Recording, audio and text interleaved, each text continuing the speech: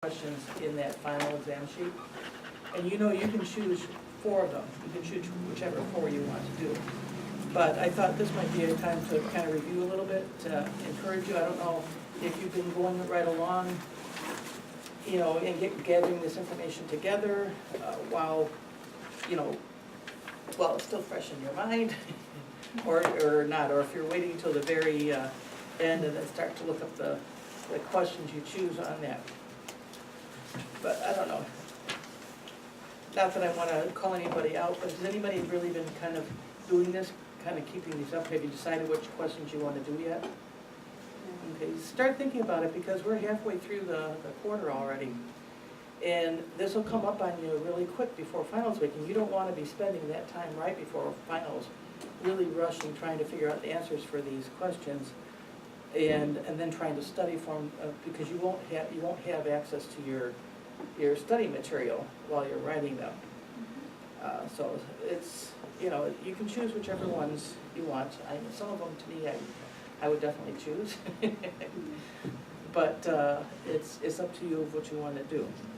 So I thought, well, maybe we'll go over those first 5 a little bit and go from there. So first of all, the first question says, to identify and explain the 3 major influences at the time of the birth of Christ, which allowed for the quick spread of the gospel during the early church period. So what were they? Do you remember what those were offhand? The Greek language. Okay, so you had the Greek influence, which was basically a language. So you have the common language that's everywhere. What else part of the Greek influence then?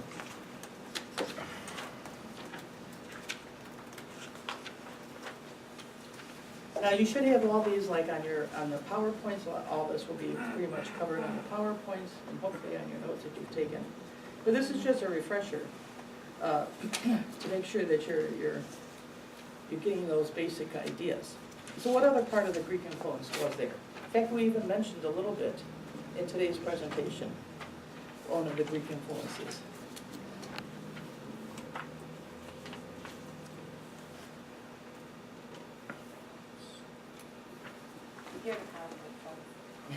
Oh, what you're looking at?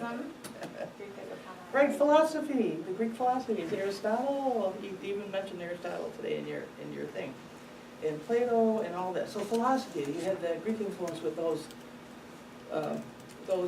aspects. What other influence? Like the Roman roads and The Roman influence. So that was a great influence, right? So the Roman roads. And what did the Roman roads do? let you get from place to place. Yeah, exactly. And then you could get to place safely. Why? Because of the Roman army and Army, soldiers. right. Okay. So there was a time of great peace throughout the Roman Empire. Okay, and then what else? What other part of the Roman influence was there?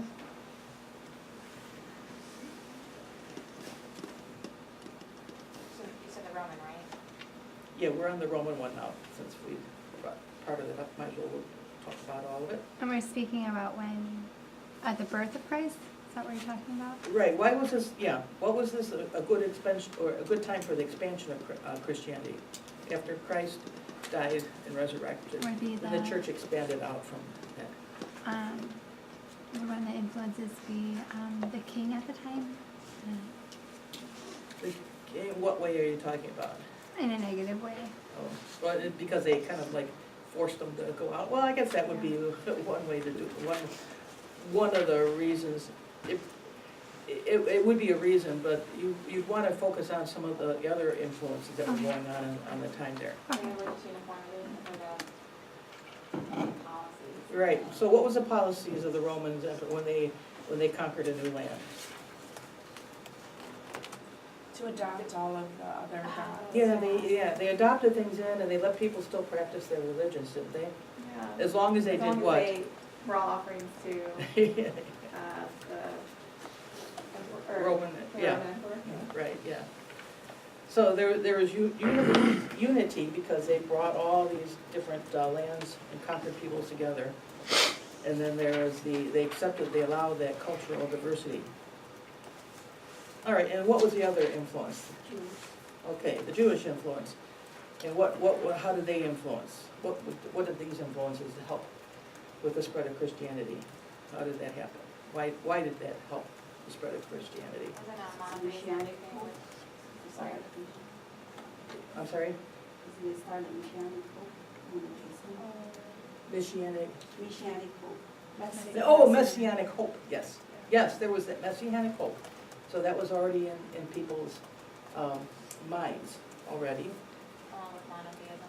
Yeah, there's only one God. What else? What else would have been their influence, would have helped the spread of Christianity? Synagogue. The synagogues, where were they?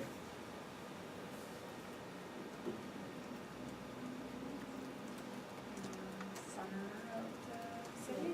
In the Yeah, cities? they were in every major city just about in that Roman Empire. Because a synagogue could not be, I think you had to have 10 men, to be able to open a synagogue in a place. And so basically, synagogues are already established in every major city just about in the Roman Empire. And so what did that mean? If there was a synagogue already in a city, how did that help the spread of Christianity? Had a forum for preaching to people. Right, because where did the first missionaries go to? They first went to the synagogues, didn't they? Type of thing. So there's already places where they could go to and have a And a great voice. translation to Jewish scriptures. Right, yeah, the Jewish scriptures are translated into Greek. Okay. Alrighty, well, those are some of the main points that you want to remember for that. Okay, question 2, how did Augustine, we just talked about him recently, influence Christianity and help integrate Christianity with the Greco-Roman culture? It says to discuss one of his ideas that still influence Christian thought today. Do you remember what we talked about with Augustine at all? Some of the things that he was dealing with. He was refuting different heresies.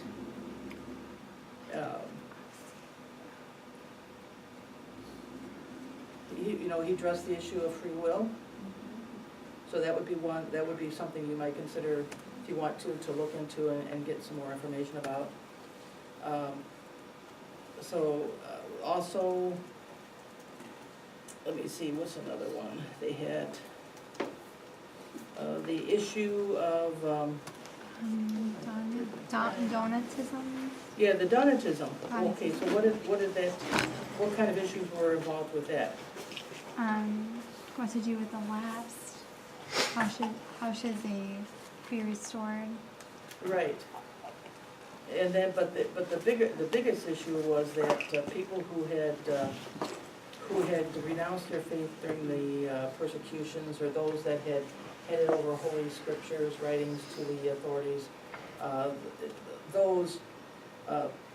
they were considered tainted now, and they didn't want to. The church at that time did not, or at least the Donatists, they did not want to let them back in and be part of the clergy again. And then when the church accepted some of them back again, then there was issues between whether or not then anything that they had done was sanctified and so forth like that. But Augustine, he addressed that issue, and he responded that the validity of any right of the church does not depend on the moral virtue of the person administrating it. So that's one thing there. Let me see, do you remember his theory of a just war? That's still influencing us today. There is also,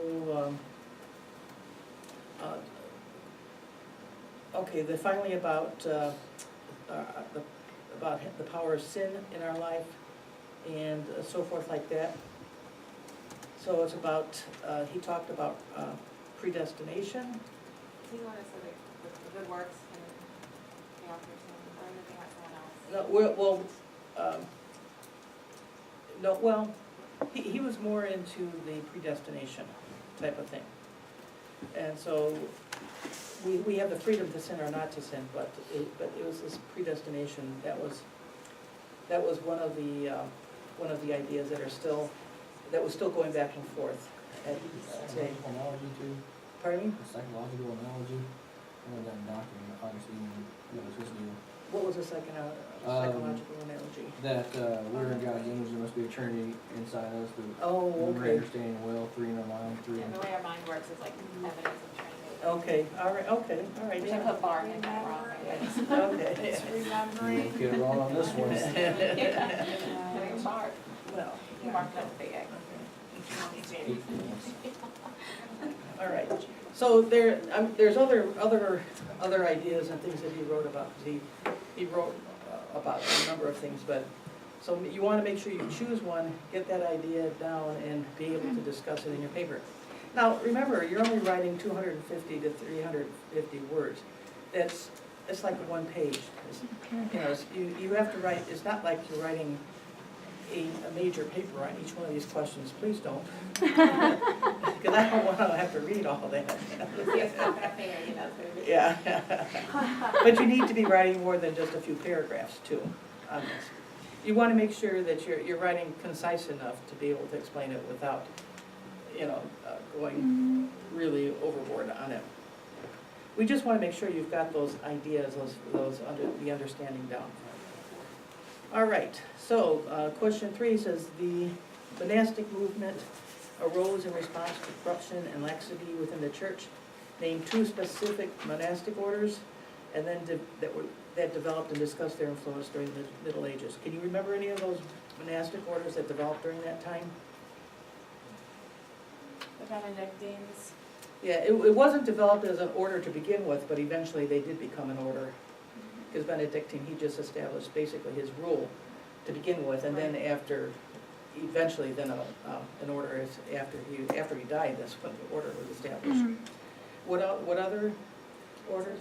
I just know because you did it. Franciscans. We've actually talked about them even in your presentation, the Dominicans. And then there was another one we called the Cistercians. I don't think they're around anymore, whatever, but they were quite influential in their day. Let me see, but the Franciscan, Dominicans, yeah, like that. So make sure go back to get some information and make sure you know 2 of those well that you can discuss their influence there. Question 4 was the East-West Schism, and that involved the break between the Romans and the Rome and Constantinople, which led to the development of the Orthodox and the Roman Catholic Church. So what you need to do is list 3 of the primary causes of the East-West Schism. Now, we're not talking about the Great Papal Schism, that's a different one. That's that Papal Schism or the Babylonian captivity type of thing. I'm going to be discussing that in our next class. But, that East-West, so 3 of the primary causes. There was a number of causes that were considered primary to this. So pick 3 of them. Can you think of anything offhand? Feel okay. Right. That's a big one. And it's still a bone of contention today, but as we've heard in the class, they have come to the point where they have agreed not to consider these thoughts heretical of each other anymore. So they're trying to... Okay, it might sound silly, but I can't remember which one is East and West. Like the Orthodox? The Orthodox is the East. Okay. And they... Eastern Orthodox. Eastern Orthodox, yeah. But you have Greek Orthodox, you have all kinds of different types of Orthodox. In this case, that's how I remember it. Okay, so however it will help you remember it, but it's the Orthodox that's in the East where Constantinople is where it developed. So they don't believe in like the Nicene Creed or like the Nicene... No, it's not. They believe in the Nicene The Creed. Trinity is the issue. It's- Jesus. It's that if the Holy Spirit is from the Father and the Okay. Son, which is what the West said, and Right. that's what we have in the Nicene Creed, that was added to that. The East says it proceeded only from the Father. It's just that one little word in there that has, it's a big separation point on that, so. All right, can you think of any other causes? Can you remember any of the other The causes? nature of Christ. I'm sorry? Nature of Christ. The nature of Christ, okay. Yeah, that would be, well, a little bit because of that Philokape clause, that's what you're doing with that. Okay. Okay, what other ones? Pope and whoever else, what's the patriarch? Uh-huh, So they're two different leaders. Right, of the yeah. church. yeah, so they were in conflict with each other over jurisdiction, this area is for the Eastern Orthodox Church to rule over, and the Western Church can rule over this. You can't make a ruling that'll affect my area, and I can't make a ruling that'll affect your area, your people. I mean, it was all these kind of things. And there's others. Remember now that the Roman Empire had fallen in the West, the dominant language was Latin. In the East, the dominant language is Greek. And now there's less and less people that can speak both of them, so they're beginning to separate. When you can't communicate with someone, other people, then you start to have problems, you don't understand them. What about the icons? That was another issue with that. Another issue was the relationship with the patriarch with the Byzantine emperor. There's a different relationship than what the Pope had with the Roman emperor. So that would be another thing. Clerical celibacy, that was different between the two. And then also too, the ultimate straw that broke the camel's back, so to speak, was with the Crusades. And what happened with the Crusades, remember what happened? The first one was successful on Yeah, but what about the crusade that would have caused a conflict with the east and west part of the church?